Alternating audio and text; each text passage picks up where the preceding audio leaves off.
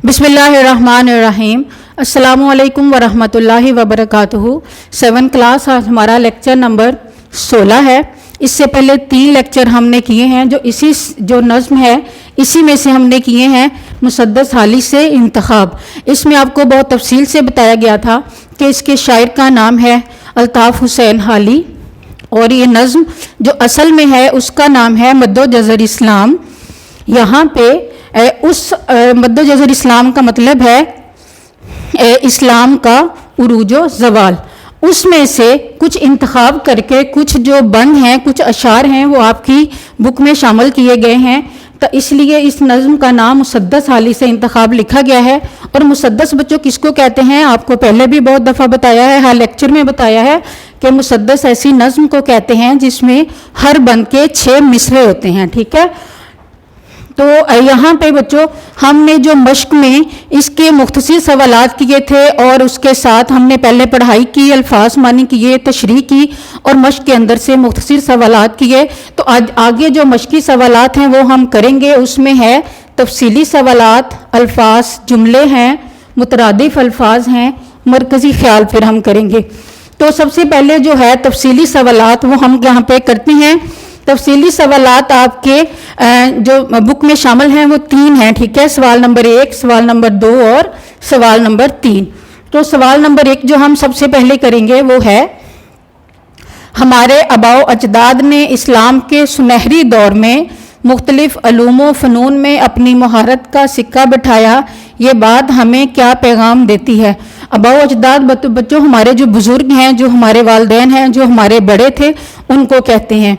तो इस बात ये जवाब नीचे है, ये बात हमें पैगाम देती है कि अगर हम आज भी अपने आबाओ अजदाद की पैरवी करें, यानी कि जिस तरह की वो कारनामे सरअंजाम दे रहे थे या जिन उसूलों पर वो अमल करते थे, हम भी वही बातें उन्हीं उसूलों पर अमल करें तो हम दीगर अक़वाम से आगे निकल सकते हैं।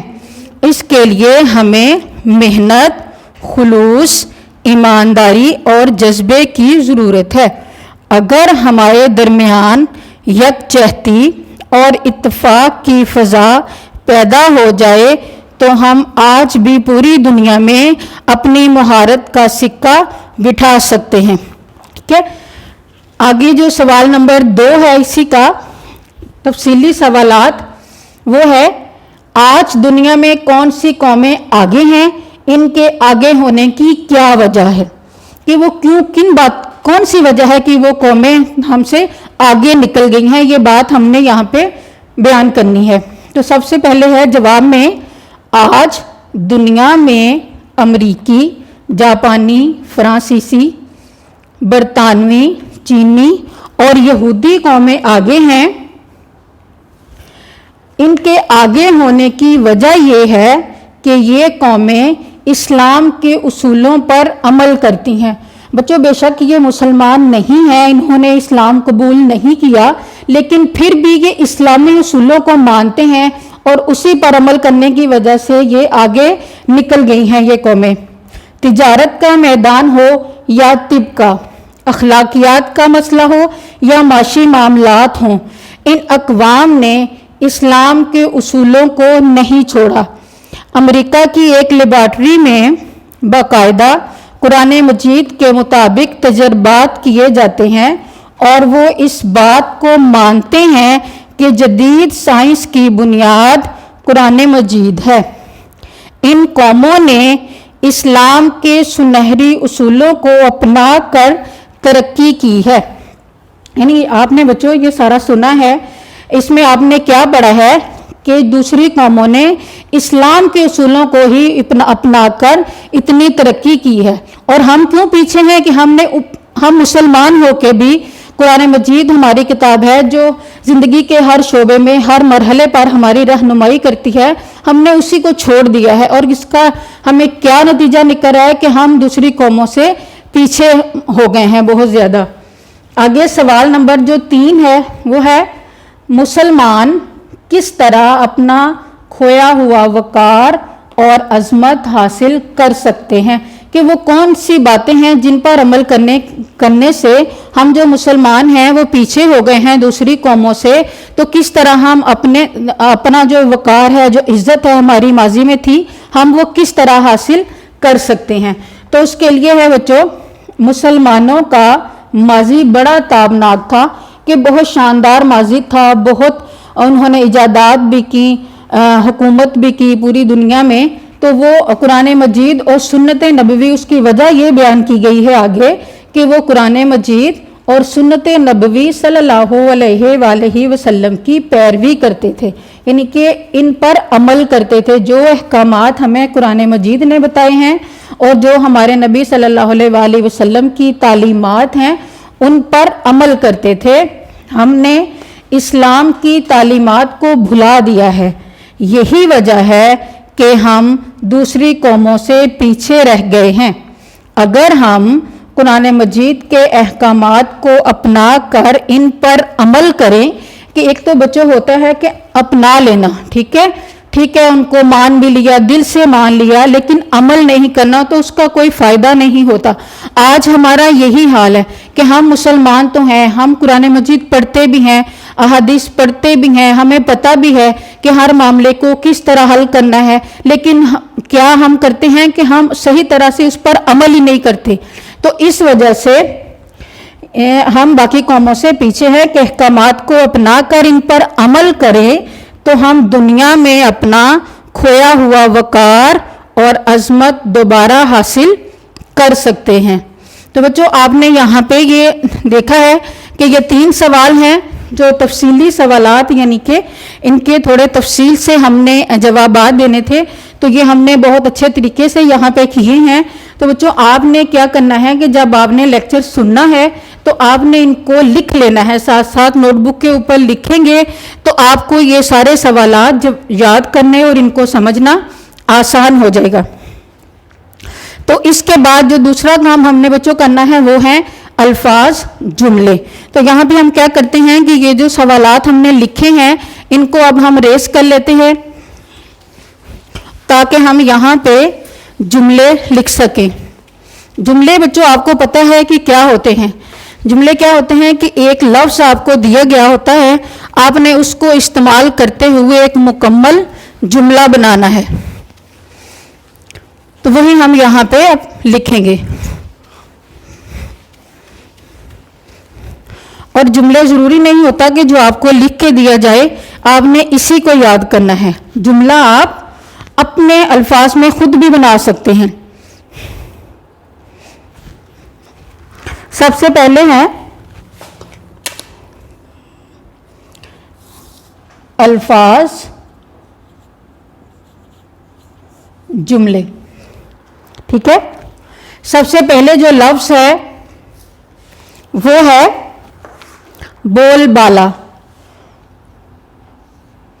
बोलबाला बच्चों आपको बताया था कि इसका मानी क्या होता है, मशहूर हो जाना, चर्चा हो जाना, शोहरत होना, और यहाँ पे ये भी है कि मकाम बुलंद हो जाना, ठीक है। ये भी आ सकता है इस नज़्म के, जो इसके नज़्म के अंदर जो शेर लिखा हुआ है उसके मुताबिक। तो यहाँ पे इसका हम जुमला बनाएंगे, आप सल्लल्लाहु अलैहि वसल्लम के आने से तमाम दुनिया में इस्लाम का बोलबाला हो गया।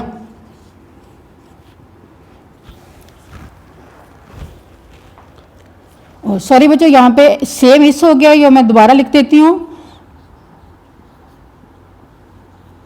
चलिए देखिए अब हो गया मुकम्मल। आप सल्लल्लाहु अलैहि वसल्लम के आने से तमाम दुनिया में इस्लाम का बोलबाला हो गया। अब दूसरा जुमला हम बनाएंगे बच्चों। ये बोलबाला, ये ज़रूरी नहीं है कि आपने, पहले भी मैंने आपसे कहा है कि इन जुमलों को अपने लफ्ज़ों में खुद बनाया करें ताकि आपको और जुमले बनाने आ जाएं। आगे है आतिश कदा।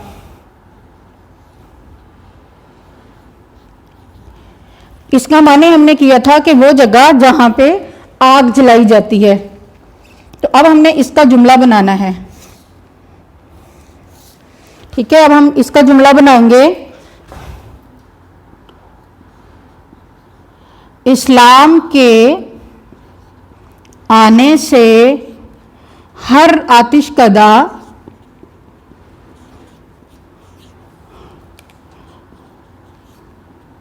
अफसरदा हो गया, या यहाँ पे भी लिख सकते हैं कि ठंडा हो गया, यानी कि उसकी आग बुझ गई। क्यों बुझ गई?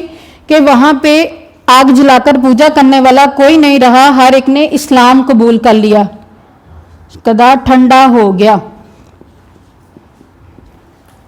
क्या ये है नंबर 2।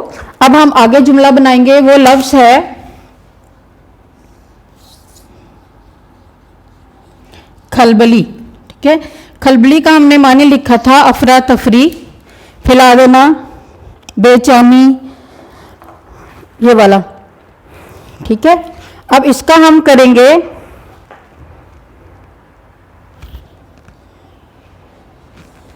खलबली का मानी हम करेंगे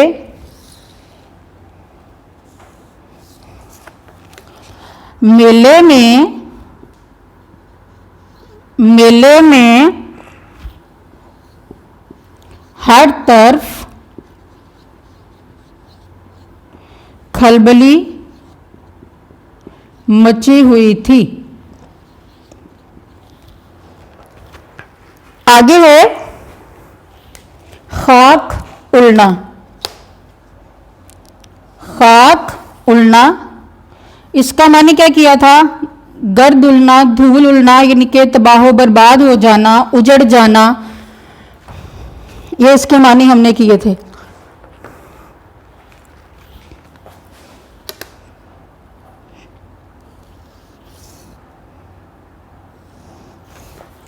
इसका जुमला लिखेंगे इस्लाम के आने से तमाम आतिशकदों में खाक उड़ने लगी। ठीक है, ये हमने 4 जुमले किए हैं, बोलबाला, आतिशकदा, खलबली, खाक उड़ना। बाकी जो हैं वो हम इस साइड पे लिखते हैं। आगे है, इसके आगे जो जुमला है वो है हिकमत।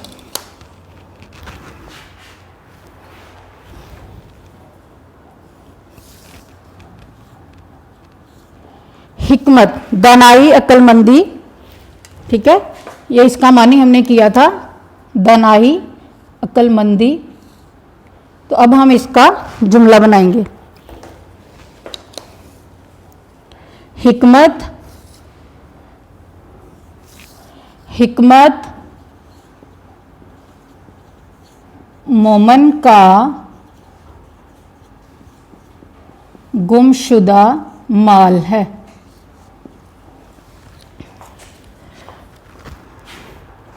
हिकमत, इसको एक और तरह भी लिख सकते हैं, हिकमत।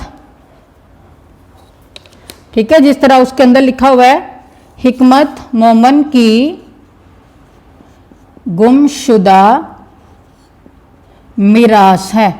ठीक है, अब आगे हम करेंगे, वो है आगे लफ्ज है गुमशुदा। गुमशुदा, इसका जुमला हम बनाते हैं गुमशुदा का।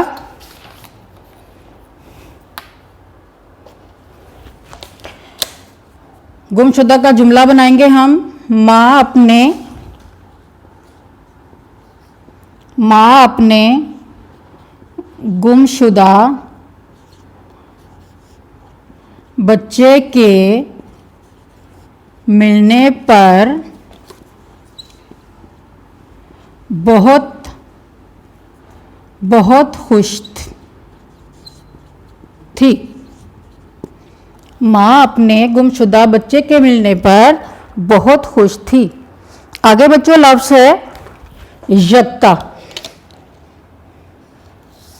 यक्ता का मानी हमने किया था यक्ता यानी कि एक, वाहिद। तो इसका हम जुमला बनाएंगे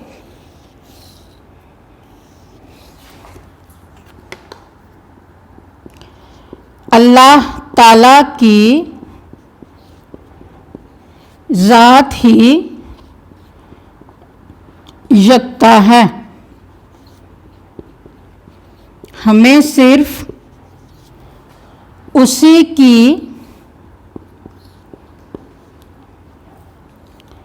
इबादत करनी चाहिए। तो बच्चों ये हमारे यहाँ पे आगे जो जुमले हमने करने थे, अल्फाज जुमले, वो हमारा मुकम्मल हो गया है यहाँ पे जुमले। ठीक है, आपको भी पता है कि जुमले कैसे बनाते हैं कि एक लफ्ज़ जो है वो आपको दे दिया जाता है, उसके मुताबिक उसको यूज़ करते हुए आपने जुमला बनाना है। ठीक है, अब आगे देखें बच्चों, दूसरा है मुतरादिफ अल्फाज। मुतरादिफ अल्फाज क्या होते हैं? जैसा कि आपको पता है कि मुतरादिफ अल्फाज उनको कहते हैं जो हम मानी होते हैं। ठीक है, तो बच्चों ये जुमले जो हैं ये भी आपने साथ साथ लिख लेने हैं ताकि आपको समझने में आसानी हो जाए, याद करने में भी। अब आप हम करेंगे मुतरादिफ अल्फाज।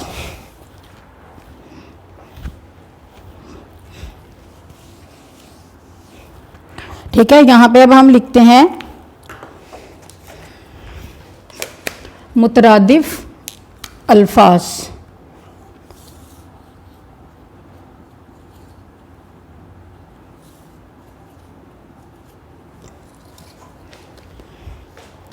ठीक है, यहाँ पे हम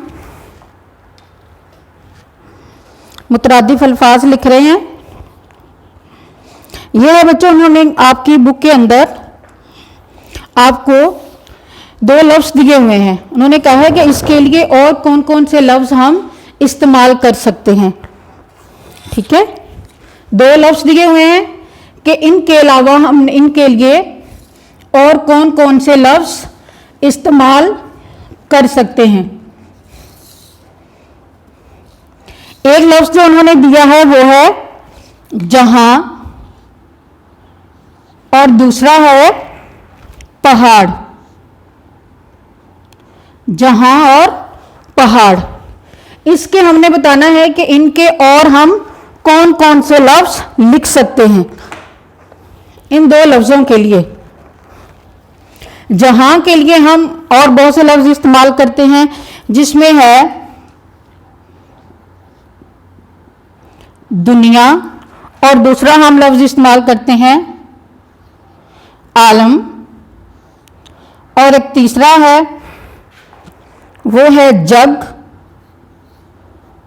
ठीक है, और एक चौथा लफ्ज़ भी हम इस्तेमाल करते हैं वो है संसार। ये जहां, इसका मतलब यानी कि दुनिया, इसके लिए हम और कौन से लफ्ज़ इस्तेमाल करते हैं? दुनिया, आलम, जग, संसार। अब इस साइड पे देखिए ये लफ्ज़ है पहाड़।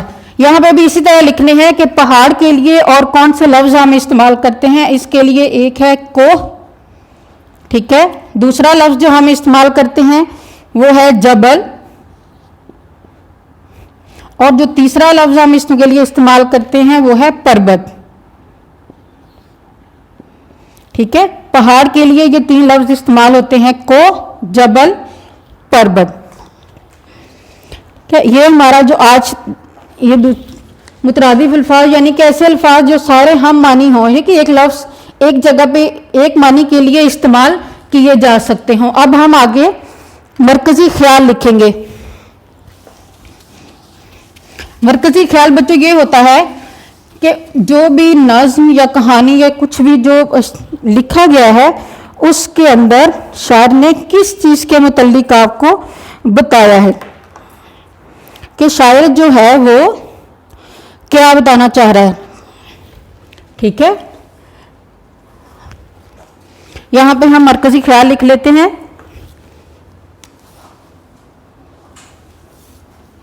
और ये बहुत छोटा सा यानी कि 3-4 लाइनों के अंदर इसको लिख दिया जाता है मरकज़ी ख्याल को। यहाँ पे हम लिखते हैं, आपने इसको याद भी करना है और लिख के भी देखना है। ठीक है, ताकि आपको जो अल्फाज है वो ज़्यादा से ज़्यादा लिखने आ जाएं। तो यहाँ इसका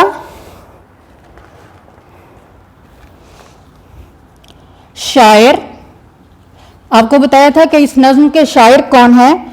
शायर अल्ताफ हुसैन हाली, शायर अल्ताफ हुसैन हाली इस नज्म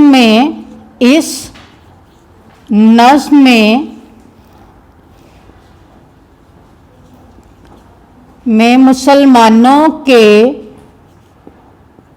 मुसलमानों के शानदार माजी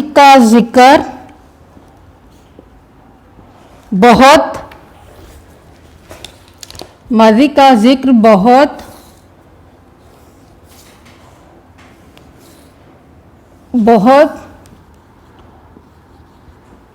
खूबसूरत अंदाज में बयान कर रहे हैं। ओके, बयान कर रहे हैं, यूं कलियां में लिख लेते हैं। बयान करते हुए कहते हैं कि इस्लाम ने दुनिया की काया पलट दी। अब बच्चों काया क्या होता है? काया होता है हालत, ठीक है, हालत बदल देना, चेंज कर देना, पलट दी, यहाँ पे टे आएगा, ठीक है। इस्लाम ने दुनिया की काया पलट दी।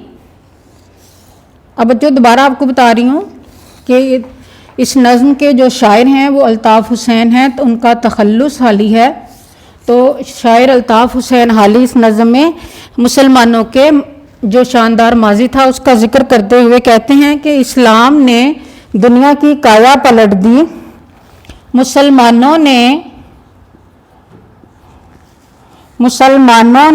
अपने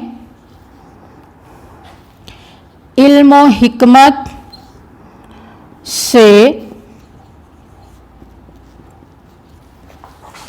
खेती बाड़ी,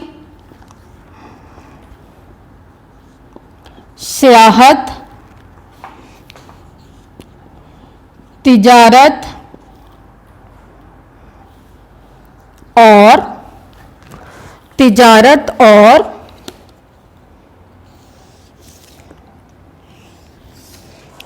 खेती बाड़ी, सियाहत, तिजारत और उलूम फ़नून में, यानी कि हर किस्म का जो फ़न था वो भी उसमें भी यकता और वाहिद थे। उलूम फ़नून में ऐसे शाहकार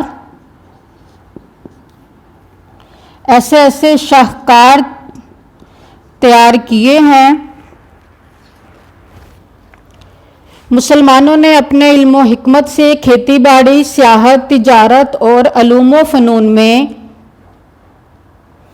तो ये 2 दफ़ा लिखा गया में, ये 1 दफ़ा करना है, ठीक है, ऐसे 2 दफ़ा आएगा। उलूम फ़नून में ऐसे शाहकार तैयार किए हैं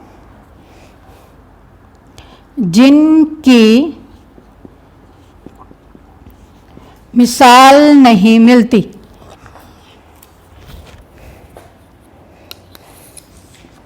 जिनकी मिसाल नहीं मिलती। हमने बहुत तफसील से पढ़ी थी नज़्म, उसमें तशरीह भी की थी। जिनकी मिसाल नहीं मिलती और इनके निशानात अभी तक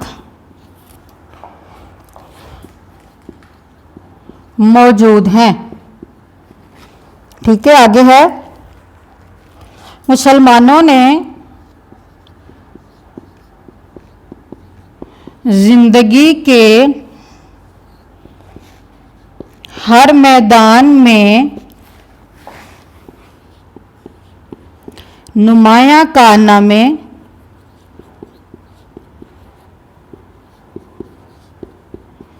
सर अंजाम दिए। ठीक है बच्चों, ये है हमारा मरकज़ी ख्याल। इसके साथ ही हमारा आज का लेक्चर जो है ये ख़त्म होता है। और ये जो नज़्म हमने स्टार्ट की थी, पढ़ाई, अल्फाज मानी, जुमले, मुख्तसर सवालात, तशरीह, तफसीली सवालात, यानी कि पूरी मश्क भी हमने उसकी कवर की है और बाकी भी उसकी तशरीह वगैरह हमने बहुत अच्छे तरीके से की है। तो बच्चों आपने इस लेक्चर को भी गौर से सुनना है और इसमें अगर आपको कोई प्रॉब्लम हो कोई, तो आपने उसको लाजमी लिख लेना है, ताकि अगले दिन जब आपकी होम स्कूलिंग की क्लास हो तो आप अपनी टीचर से डिस्कस कर सकें और आपके जो मसाइल हैं वो उनको हल किया जा सके। तो बच्चों अपना ख्याल रखें, नमाज की पाबंदी करें। जज़ाकुमुल्लाहु खैर। अस्सलामु अलैकुम।